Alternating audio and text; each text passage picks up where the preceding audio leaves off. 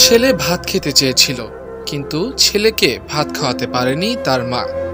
সেই যন্ত্রণা বুকে নিয়ে মৃত্যুর আগ পর্যন্ত অর্থাৎ 14 বছর ভাত স্পর্শ করেননি মা, ঘুমাননি বিছানায়ও। মৃত্যুর আগে ছেলে থানার শক্ত মেঝেতে কাটিয়েছিল বলে। তিনি শহীদ মাকফার উদ্দিন আহমেদ চৌধুরী আজাদের গর্বিত মা মোসাম্মদ সাফিয়া বেগম। মা দিবসে এই গর্বিত মাকে বিনম্র শ্রদ্ধা, যিনি বাংলার স্বাধীনতার ইতিহাসে জ্বলন্ত প্রতিচ্ছবি। স্বাধীনতা যুদ্ধে দেশকে ভালোবেসে অকাতরে মৃত্যুকে আলিঙ্গন করা শহীদ বীর মাকফার উদ্দিন আহমেদ চৌধুরী আজাদের জন্ম 11 জুলাই 1946 সাল। ঢাকার এক ধনী পরিবারের সন্তান ছিলেন আজাদ। তবে ধন দৌলতে কাটেনি তার পুরো জীবন। ইস্কাটনে কয়েক বিঘা জমিতে ছিল তাদের রাজকীয় বাড়ি। সেন্ট গ্রেগরি স্কুলে ক্লাস 6-এ পড়াকালীন আজাদের বাবা আরেকটা বিয়ে করলেন। সে বিয়ে মেনে নিতে পারেননি আজাদের প্রতিবাদী মা।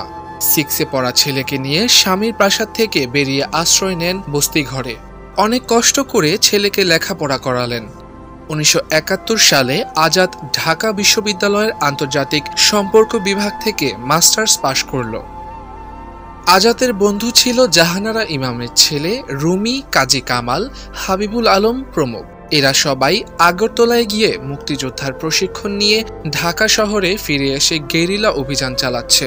একের পর এক অভিযানে ঢাকা শহরে পাকিস্তানি সেনাবাহিনী তখন তটস্থ। আজাদের সঙ্গে দেখা হলো মুক্তিযোদ্ধা বাস্কেটবল খেলোয়াড় কাজী কামালের। কামাল বললেন, চল অপারেশনে চল, তুই তো তোর বাপের বন্দুক চালাইতে পারিস। আজাদ বলল, এই জগতে মা ছাড়া আমার কেউ নেই, মায়েরও আমি ছাড়া আর কেউ নেই। মা যদি আমাকে অনুমতি দেন তাহলেই কেবল আমি যুদ্ধে যেতে পারি। মায়ের কাছে অনুমতির জন্য গেলে এই মা যা বললেন তা হয়তো অনেকের কাছেই বিস্ময়ের। আজাদের মা সাফিয়া বলেন, আমার প্রয়োজন মেটাতে তোমাকে মানুষ করিনি, দেশের মানুষের জন্য করেছি। যুদ্ধে যাও, দেশ স্বাধীন করো। মায়ের এমন কথায় আজাদের শক্তি যেন বহুগুণ বেড়ে যায়। 1971 সালের যুদ্ধে অংশ নেওয়ার সৌভাগ্য হয়ে যায় আজাদের। 2টো অপারেশনে অংশ নিলেন তিনি। মা কখনোই তার পিছুটান হননি, কেবল শক্তির উৎস হয়েছেন। আজাদের বাড়ি হয়ে উঠল মুক্তিযোদ্ধা গেরিলাদের ক্যাম্প। তাদের বাড়িতে অস্ত্র, গোলা বারুদ মজুত করা হলো। 1971 সালে 30 আগস্ট ঢাকা শহরের অনেকগুলো মুক্তিযোদ্ধা নিবাসে পাকিস্তানি সৈন্যরা অভিযান চালায়। রাতের বেলা আজাদের মগবাজারের বাড়িও ঘিরে ফেলে পাকিস্তানি বাহিনী।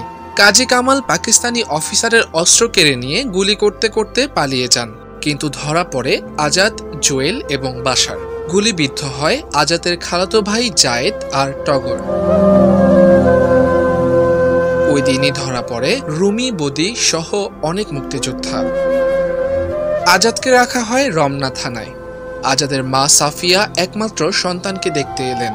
মা আর সন্তানের এই সময়কার কথোপকথনও বিস্ময়করভাবে সহজ, সরল আর সাবলীল। বাবা, কি অবস্থা?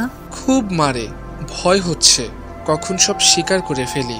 শক্ত হয়ে থেকো বাবা, কোনো কিছু স্বীকার করবে না, বন্ধুদের নাম ঠিকানা বলবে না। এ কথা সে কথায় আজাদ বলেন, মা কতদিন ভাত খাই না, আমার জন্য ভাত এনো তো, খুব ভাত খেতে ইচ্ছা করে। পরদিন মা ভাত নিয়ে গেলেন থানায়, কিন্তু ততক্ষণে সব শেষ। আজাদ তখন চলে গেছেন না ফেরার দেশে। পাকিস্তানি সেনারা তাকে খুন করে দেহ গুম করে দেয়। মা সাফিয়া ছেলেকে অনেক খুঁজলেন, কিন্তু পেলেন না। অদ্ভুতভাবে বদলে গেলেন তিনিও। ছেলে হারানোর পর এই মা বেঁচে ছিলেন আরও 14টি বছর। 1985 সালে শেষ নিঃশ্বাস ত্যাগ করেন তিনি। তারও অনেক বছর পরে জানা গেল, ছেলে হারিয়ে নিদারুণ যন্ত্রণা কাতর এই মা মৃত্যুর আগ পর্যন্ত ভাত স্পর্শ করেননি। ছেলে মায়ের কাছে ভাত খাওয়ার আবদার করে চিরতরে হারিয়ে গেছে। সেই মা কি করে ভাত খাবেন? শুধু তাই নয়, ছেলে থানায় বিছানা পায়নি শুতে।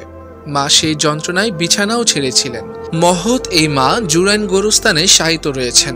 জুরাইন কবরস্থানে এই মা মোসাম্মদ সাফিয়া বেগমের কবরে লেখা আছে শহীদ আজাদের মা। ওই দিন ধরা পড়া জুয়েল, বদি, রুমি, বাশার এরকম অনেক কিশোর তরুণ মুক্তিযোদ্ধা আর কোনোদিনও ফিরে আসেনি। শহীদ আজাদ ও তার মায়ের আত্মত্যাগের কাহিনী জানাজানি হলে বাংলাদেশের মানুষ গর্বিত হয়েছে, কারণ মুক্তিযুদ্ধে এদেশের মানুষের সর্বোচ্চ ত্যাগের অন্যতম উদাহরণ তারা।